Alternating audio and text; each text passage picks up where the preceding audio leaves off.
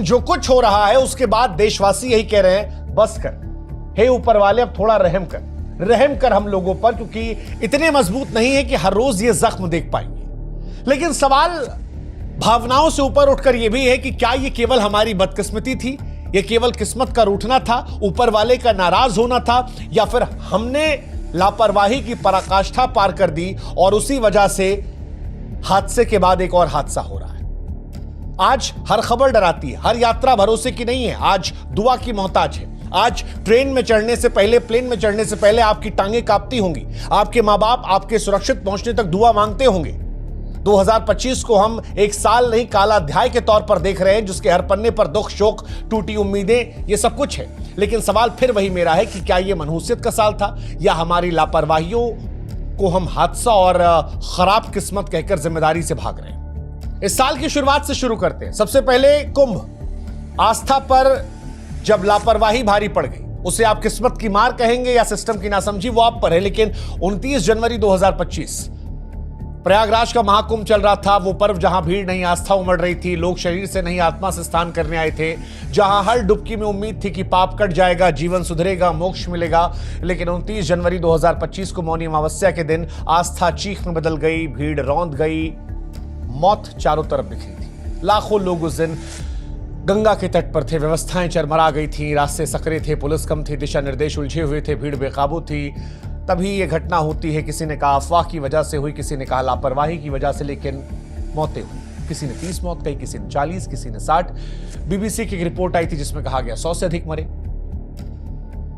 लेकिन मोक्ष पाने के चक्कर में ये लोग मर गए थे, सभी लोग। अब ये खराब किस्मत थी या हमारी तैयारियों की पोल खुली थी? क्योंकि कुंभ अचानक से तो हुआ नहीं था, तारीखें पहले से तय थी, भीड़ का अनुमान तय था। हर बार ये कुंभ में होता है, कागजों में सारी तैयारियां होती हैं, लेकिन लोग मर जाते हैं। पहले भी 1954 से लेकर 2013 तक बार बार कुंभ में यही हुआ है, और इस बार भी यही हुआ, जो बताता है कि हम सीखे नहीं, गलतियां दोहराते रहते हैं। यह हादसा सिर्फ भीड़ का टूटना नहीं था, भरोसे का टूटना था। आस्था से भरा एक पर्व मातम में तब्दील हो गया था। मोक्ष की राह में लोग मौत को पा लिए थे। और अब सवाल फिर यही, जब पीछे मुड़कर हम देख रहे हैं कि इस घटना को किस्मत कहकर टाल रहे थे हम, या हमारी जिम्मेदारी को समझना चाहिए था। इस घटना के आंसू सूखे हुए नहीं थे कि तभी नई दिल्ली के रेलवे स्टेशन पर तीर्थ की राह में मातम देखने को मिला। किस्मत की मार थी, सिस्टम की पुरानी लाचारी, या आप तय कीजिए।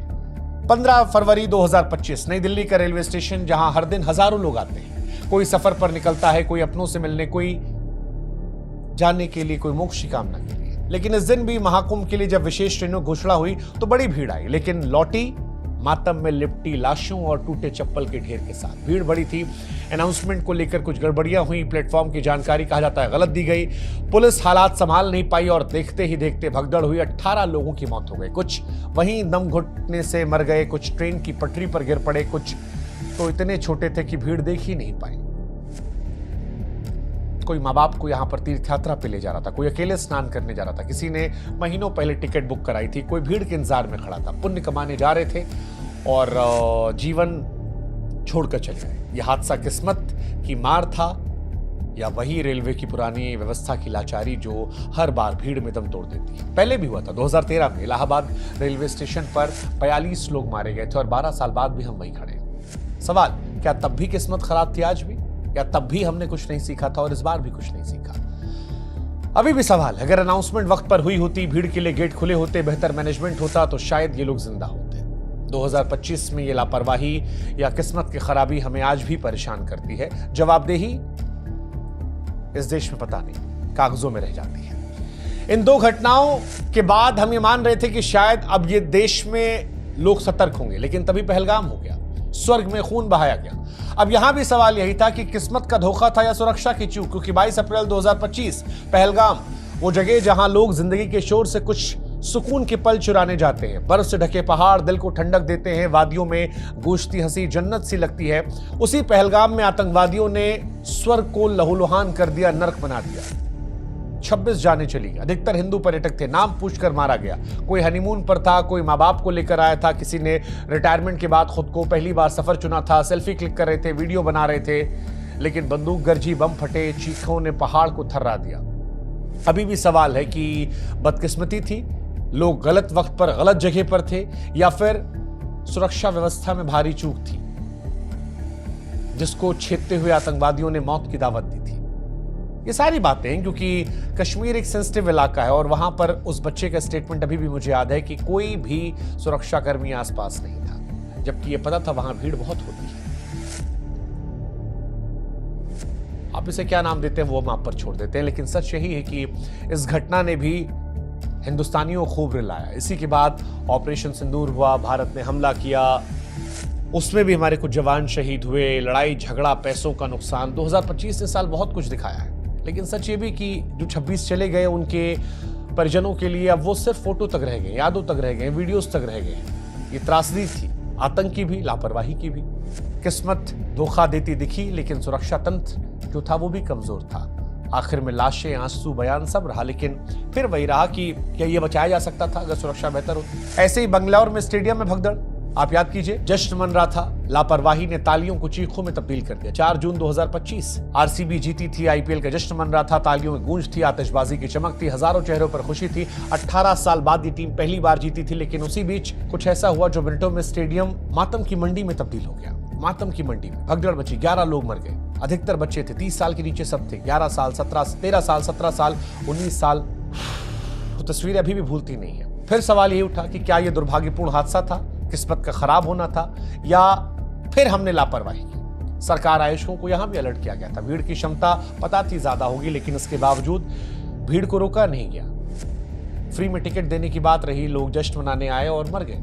अभी भी ये घटना परेशान करती, लेकिन क्या ये खराब किस्मत थी, हादसा थी, या इस देश की हकीकत थी कि लोग मरते रहते हैं, लोग मरते रहते हैं। पुलिस ने चेतावनी भी दी थी यहां पर, बाद में बहुत सारी चीजें हुई, लेकिन यह भी घटना हमारे दिल पर जख्म कर गई। इस घटना से भी हम अभी उबरे नहीं थे कि अहमदाबाद में हादसा हो गया, आसमान से मौत बरसी, उस पर भी चर्चा चल रही है। किस्मत का कहर था, इंसानी लापरवाही थी, क्या था? 12 जून 2025 किसी ने सोचा नहीं होगा कि यार जो लोग उस विमान में बैठकर लंदन जा रहे थे वो मौत के ताबूत में लौट कर आएंगे। एयर इंडिया की फ्लाइट अहमदाबाद से लंदन रवाना हुई, 59 सेकंड में मौत का गोला बन गई। एक व्यक्ति बचा, 242 मर गए। जिस इलाके पर गिरी वहां लोग मर गए। लगभग 300 जिंदगियां माना जा रहा है खत्म हो गई है। कोई पहली बार अपने पति से मिलने जा रहा था, कोई बच्चों को विदेश घुमाने की खुशी में था, कोई नौकरी के सपनों से उड़ान भर रहा था, कोई पिता अपनी बेटी की शादी में आखिरी बार शिरकत करने वाला था, कोई लड़की अपने पति से मिलने जा रही थी, कोई पति अपने पत्नी और बेटी से मिलने आ रहा था, लेकिन सब खत्म हो गया।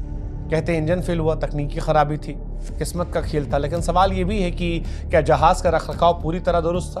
क्या उड़ान से पहले सुरक्षा की पूरी जांच हुई थी?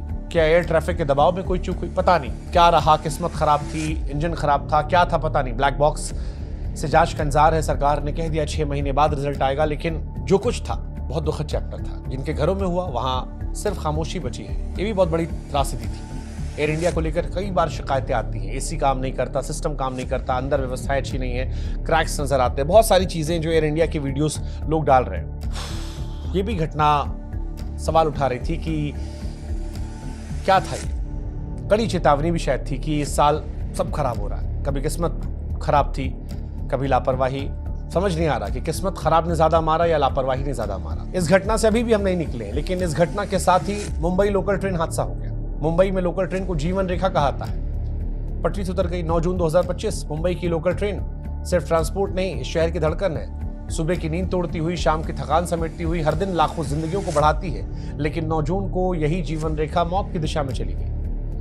डीवा और मुम्ब्रा स्टेशनों के बीच भीड़ के धक्का मुक्की के दौरान कुछ बैग टकराए और 13 लोग चलती ट्रेन से गिर पड़े। 4 की मौत हो गई। ये वही लोग थे जो हर रोज निकलते थे ऑफिस जाने, इंटरव्यू देने, सब्जी की थैली लेकर घर लौटने, लेकिन मौत की खबर बनकर लौटे। सवाल ये कि क्या बैग टकराने से केवल हादसा हुआ, या फिर इतनी ज्यादा भीड़, इतने ज्यादा खुले दरवाजे, सुरक्षा के नाम पर शून्यता ने इस हादसे को न्योता दिया। रेलवे कह रहा है कि अब हम स्वचालित दरवाजों की बात करेंगे, लेकिन सवाल यह है कि मरने के बाद ये सब बात क्यों होती है?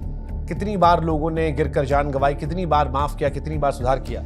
ये घटना क्या खराब किस्मत थी या हमारी लापरवाही? 2025 की घटना सच कहें तो हादसा है या हमें आईना दिखाना, इस पर बहुत स्पष्ट जवाब है। सिस्टम सोएगा तो पटरी पर लाशें ही मिलेंगी। लोग रोजमर्रा की जिंदगी में मरने लगे तो कहना मुश्किल था दोष किसका था, लेकिन फिर वही कहानी है कि किस्मत पर दोष मढ़ेंगे या फिर लापरवाही पर। बीते 24 घंटे में केदारनाथ की घटना हो गई, भगवान की चौखट तक मौत पहुंच गई, आस्था टूटी, व्यवस्था ये भी नहीं पता केदारनाथ वो स्थान जहां हर इंसान जाना चाहता है। आस्था सांसों से गहरी होती है, लेकिन एक हेलीकॉप्टर क्रैश हो गया, 7 श्रद्धालुओं की मौत हो गई। गौरीकुंड के पास जो हेलीकॉप्टर श्रद्धालुओं को बाबा केदार के दर्शन करवा रहा था, कहा गया तकनीकी खराबी के चलते गिर पड़ा।